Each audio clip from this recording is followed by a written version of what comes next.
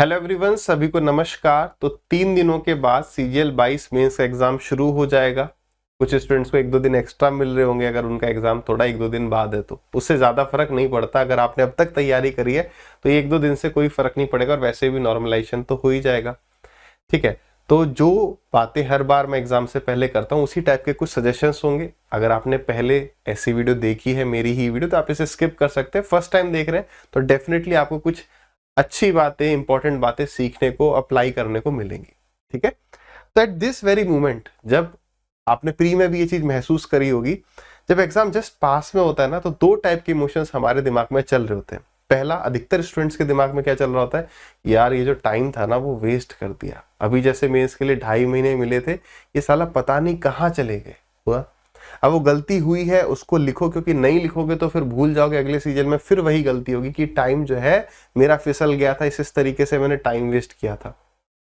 कुछ स्टूडेंट्स या काफी स्टूडेंट्स ऐसे भी होंगे जिनने इस टाइम को प्रॉपर्ली यूटिलाइज किया। थोड़ा बहुत 19-20 होती है, वो सबके साथ थोड़ा टाइम का मिसमैनेजमेंट हो जाता है, that is not a big deal. मगर अगर आपने ढंग से भी प्रिपेयर किया था तो भी आपको लग रहा होगा यार थोड़ा सा और टाइम मिल जाता। ये सबके साथ होता है। ये मतलब कि जो भी कोई तैयारी है, किसी भी आप एग्जाम को प्रिपेयर करिए, किसी भी सब्जेक्ट को प्रिपेयर करिए, वो प्रिपरेशन एक नेवर एंडिंग ओशन की तरह है, समुद्र की तरह। कभी तैयारी खत्म नहीं होगी। आपको 2 दिन, 4 दिन, 1 हफ्ता कितना भी हमें मिल जाए, that will be not sufficient. तो इस चीज को दिमाग में डालिए कि ठीक है यार, मेरा ही नहीं, वो सबके साथ यही हालत है। मगर एक इंपॉर्टेंट बात जो मैं अपने एक्सपीरियंस से ही आपके साथ शेयर कर रहा हूं कि CGL 14 मेंस से पहले मेरे भी मन में इच्छा हो रही थी कि यार मेंस क्या दूं, तैयारी तो ऐसे ही है, प्री में कम स्कोर है। उस टाइम मेरा स्कोर शायद 118 नंबर था, कट ऑफ 96-97 ऐसे कुछ गई थी। But due to high number of vacancies, उस वक्त भी मुझे इंस्पेक्टर की पोस्ट मिल गई। इस वक्त तो एक once in an lifetime जो मूवमेंट आया है कि CGL या SSC ने, ये कह लीजिए कि पैटर्न में ही बहुत बड़ा बदलाव कर दिया है। ठीक है, वैकेंसीज बढ़ गई हैं, वो भी है, बट जो पैटर्न में बदलाव है ना, once in a lifetime, मतलब 2010 के बाद अब 2022 में मैंने कितनी बार न जाने बात कह दी कि यार यहाँ पर ना मतलब बहुत सरप्राइजिंग आपको कट ऑफ देखने को मिलेगी।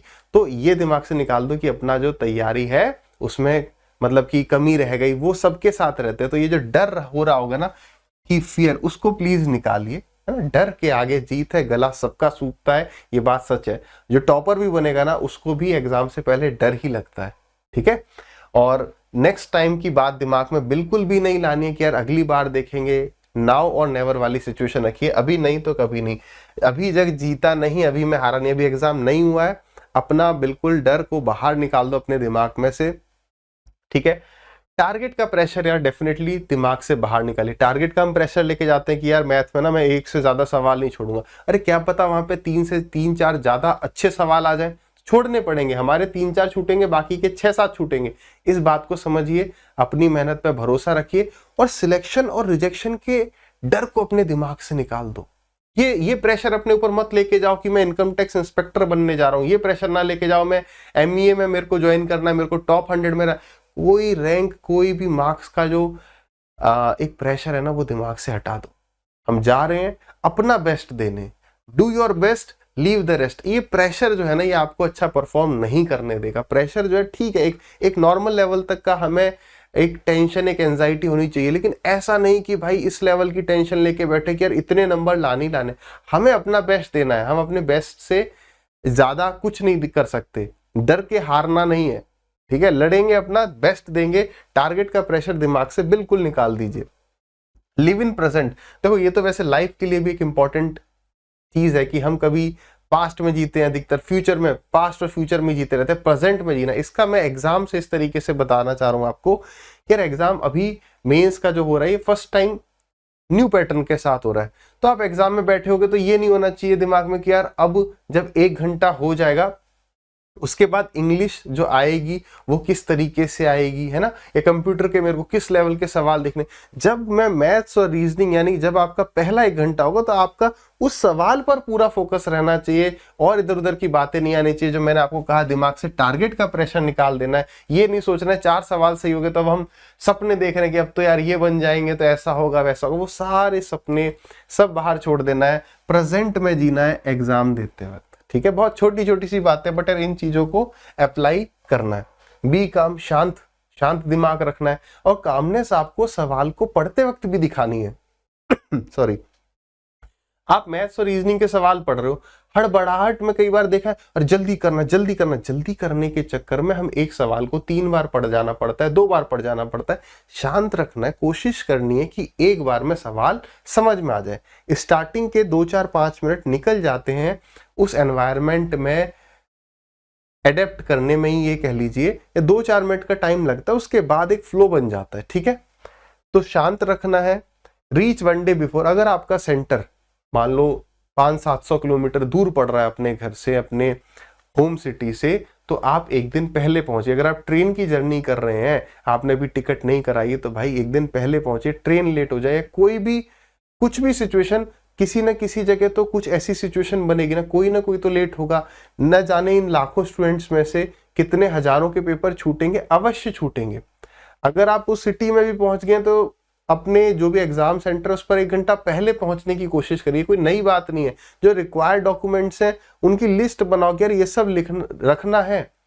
एग्जाम में केवल यही टेस्ट नहीं होने वाला, हमारी नॉलेज कितनी है। अगर हम आधार कार्ड, पैन कार्ड, जो भी बेसिक हमें अपनी आइडेंटिटी प्रूफ लेके जाने, वो छूट गया तो नहीं जा पाएंगे, चाहे कितनी अच्छी तैयारी हो। तो तैयारी पर ही केवल फोकस ना रखते हो, इस टाइम अपने को क्या क्या चीजें लेके जानी है, हर एक चीज पर फोकस करते हुए चलना है।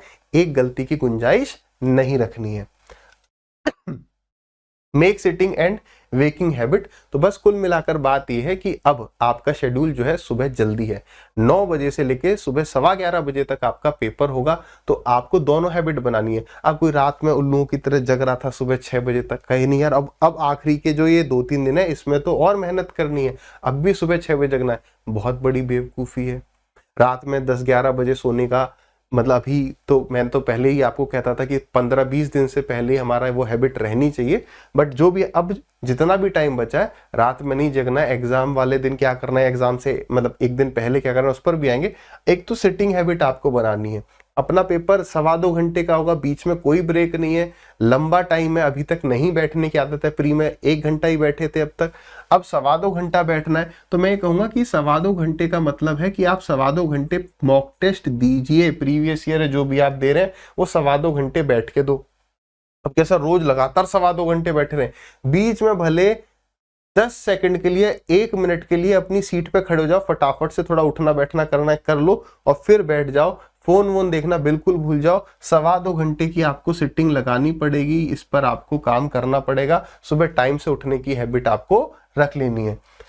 कुछ बातें जो आपको अपने दिमाग में रखनी है, कई बार एग्जाम में क्या होता है, आसान गलत सवाल आ जाता है कि भाई अगर मान लीजिए कि 20 रुपए की चीज को, मतलब एक छोटा सा एग्जांपल कि भाई लेंथ को 10% बढ़ा दिया, ब्रेथ को 20% घटा दिया, तो बताइए एरिया में कितना चेंज होगा। हमें ऑप्शन मिल ही नहीं रहा है। तो अगर एक इजी सवाल आपको गलत लिखता है, आपका 1 बार में 2 बार में ऑप्शन नहीं मैच कर रहा है, स्किप करो, इसको बाद में आके देखेंगे। कई बार ऐसा हो जाता है रॉन्ग। अब कोशिश ये रहनी चाहिए, अब जो भी एसएससी ने टीसीएस ने किया, आप देखते हैं रॉन्ग क्वेश्चन है, मतलब इजी क्वेश्चन है जो आपका नहीं आ रहा आंसर, तो उस पर ज्यादा टाइम वेस्ट नहीं करना है, तुरंत स्किप करना है। स्किप आपको ऐसे भी सवालों को करना है जो आपका 1 बार में नहीं हो रहा या आपने पढ़ा। सवाल 2 तरीके के होंगे जो आप छोड़ रहे होंगे, ध्यान दीजिएगा। 2 तरीके के, टोटल मिला के 2 तरीके के सवाल होते हैं। एक जो हमसे 1 बार में हो जाते हैं, पढ़ते ही हमें पता चल जाता है होगा, और दूसरा होता है हम स्किप कर रहे होते हैं। स्किप करने में टाइम वेस्ट नहीं करना है, पढ़ा तुरंत, आपको अब इतनी हैबिट हो ही गई होगी कि ये होगा या छूटेगा। छूटने में भी 2 सवाल होते हैं, जिसमें एक तो हमें बिल्कुल भी क्लिक ही नहीं कर रहा होता, यार इसका तो सवाल का सर पैर ही नहीं समझ में आ रहा, कौन सा कंसेप्ट लगेगा, कौन सा फॉर्मूला लगेगा, एडवांस का क्या कंसेप्ट लग रहा है, कुछ समझ में नहीं आ रहा। एक तो वो टाइप हो गया। एक होता है मान लो अर्थमेटिक का कोई सवाल है कि यार आगे बढ़ते बढ़ते जाएंगे तो शायद आ जाएगा स्टेप बाय स्टेप प्रोसेस जाने से। तो ये होता है हमारा जो हम एंड में देख रहे होते हैं। इसे मार्क फॉर रिव्यू कर सकते हो, या फिर मतलब आप किसी भी तरीके से अपनी रफ शीट में लिख रहे हो, या सिस्टम में एक मार्क फॉर रिव्यू का ऑप्शन आता है, या उससे भी अच्छा एक ऑप्शन रहता है ना, जो आप कर रहे होगे, टेस्ट सीरीज लगा रहे हो तो आपको पता होगा मार्क फॉर रिव्यू। तो हम उसको रखते हैं कि एंड में इस ऑप्शन को चेंज करेंगे, जो भी होगा वो ऑप्शन जो है वो आपको लगा लेना है, किसको हम एंड में देखेंगे। ये वाले सवाल तो छूटने वाले ही हैं, ठीक है। चलिए आगे आते हैं। Last day should be relaxed. अब आपका कल एग्जाम है, आज आपने एक मॉक टेस्ट दोपहर 12-1-2 बजे तक लगा लिया, उस दिन ज्यादा ना पढ़ाई और ज्यादा रिवीजन के पीछे नहीं भागना है, शांति रखनी है दिमाग में। बस इस अपने आप को याद दिलाना है कि यार देख तूने अच्छी खासी मेहनत करी है, ठीक है, जो होगा बढ़िया होगा, मुझे अपना बेस्ट देने पे फोकस करना है, ज्यादा तामझाम में नहीं फंसना है कि नहीं इतने नंबर लाने, उसने ऐसा पढ़ लिया।